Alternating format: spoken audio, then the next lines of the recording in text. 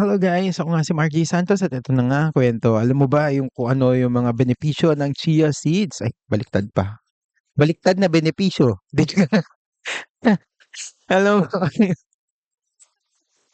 alam mo ano yung benepisyo ng chia seeds? Ayan, yung hindi mo pa alam. Oh, hindi mo kasi alam. Hindi, joke lang. Ayan, kung hindi mo pa alam, ito yung mga benepisyo ng chia seeds. Kung bakit dapat kang bumili nito, guys. Ayan, hindi ako nagbebenta nito. Oh. Excuse me, hindi ako nagbebenta nito, pero kung gusto nyo, hindi, joke lang. Pero hindi, lalagay ko na nga na sa, sa comment down below. Sa comment down below. Hindi. Ayun na nga, umpisa na nga natin, dami natin ebas.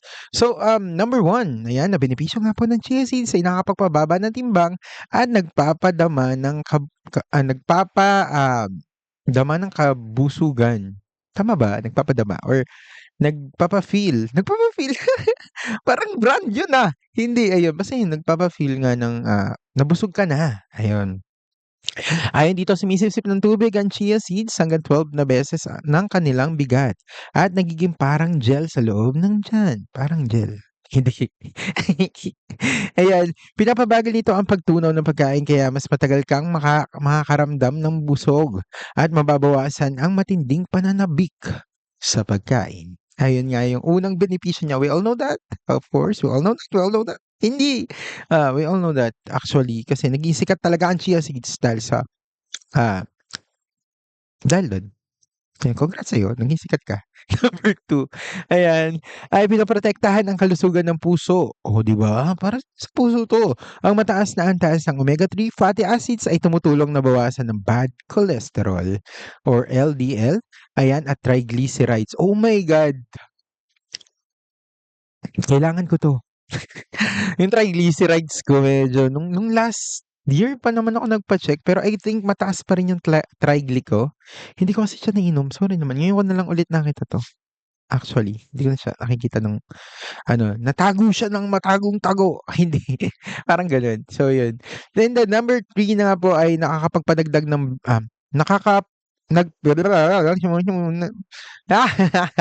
ayan, tatag ng blood sugar, nagpapatatag.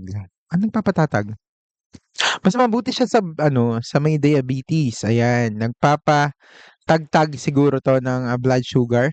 Dahil sa sagana nitong, fiber, pinipigilan ng chia seeds ang biglaang pagtaas ng asukal sa dugo pagkatapos kumain. Ayan, so kung medyo alam niyo na, medyo may, mga diabetes kayo, dapat pala may chia kayo palagi, guys. Nakakatulong ito upang mapabuti ang insulin sensitivity ng katawan, which is we all know, alam mo yung tatay ko nagkaroon siya ng type 2 diabetes. Nasaksakan siya ng insulin palagi. Hindi pa namin alam yung benepisyo ng chia noon. Pero ayun na nga, dapat pala kumakain ng chia seeds. So nagpapaganda ng pagdumi at gut health. Ayan, sabi dito ang pag-soluble fiber. Ano ba 'yan? Nabulol na, oy. Ang soluble fiber nito ay nagsisilbing pagkain para sa mga mabubuting bakterya sa tiyan, ayan. Sabi pa dito pinapalambot nito ang dumi. Hala, as a sample. Hindi, upang maiwasan ng paninigas ng dumi o constipation. Ayun. And another one is nagpapatibay ng mga buto. Ayan.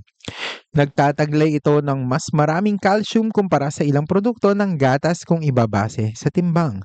Ang kombinasyon ng calcium, magnesium at phosphorus ay kritikal sa pagpapanatili ng malalakas na buto at ngipin. Ayan. And last but not least ay mayaman sa antioxidants. Laban sa cancer. Puno ito ng antioxidants tulad ng quercetin at chlorogenic acid na lumalaban sa free radicals. Ayan, free lang yung radicals? Hindi! Ayun, and sabi pa dito pinoprotektahan nito ang mga selula ng katawan mula sa pinsala at maagang pagtanda. Ayun, so, kung ayaw mong tumanda agad, alam mo na, chia seeds lang guys! O ano na, lalagay ko to dito. Baka, pero yun guys, maraming salamat kung nagustuhan nyo ito, mag-comment, mag-like, mag-subscribe, and hit the notification bell para updated kayo sa lahat ng mga happenings at vlogs natin at mga video katulad nito. And yun lang. Maraming salamat. Itadakimasu. Irashaimase. Thank you very much, guys.